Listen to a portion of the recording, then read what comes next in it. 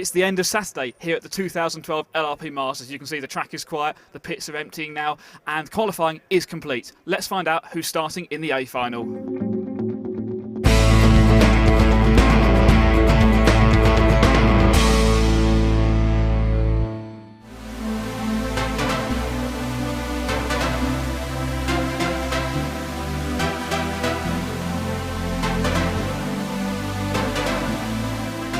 So, starting on pole position, it was the person many expected to dominate this event, and he did. 4 TQ runs. Ronald Volker is your TQ man. I tried new tires in the last run.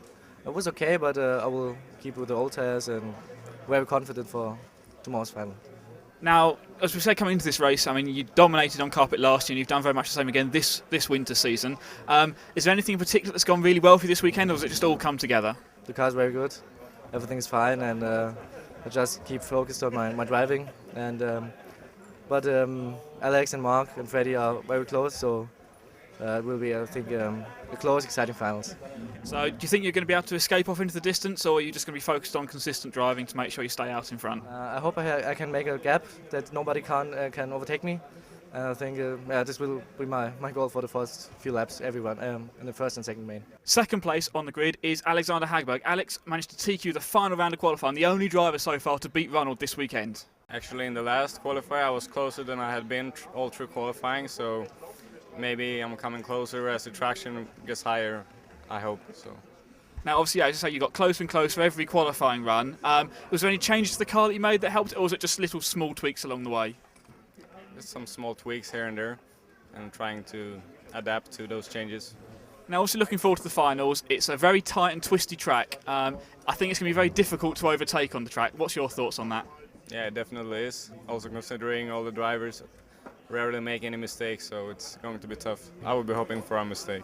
And third place on the starting grid goes to Mark Reinhardt, the defending world champion, who seemed a little bit off sorts this weekend. I sense a bit of disappointment from you. You thought at the start of the weekend you were going to have the pace to challenge Ronald, and you're perhaps a bit further back than you expected?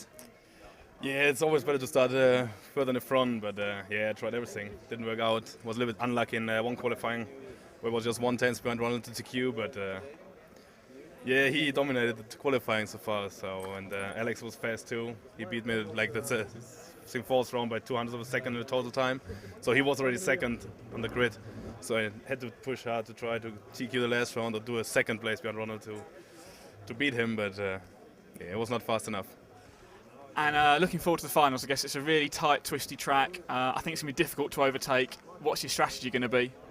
I've actually no idea what to do. I mean, it's going to be Hagberg is fast. He can also try to catch Ronald, so maybe the surface is not the worst, but normally from third on this track, almost impossible if nothing happens. So behind those three, it's going to be Freddie Sudoff starting in the fourth place. Freddie was a pick of Ronald Volker to challenge for the title and has shown a real pace so far in qualifying.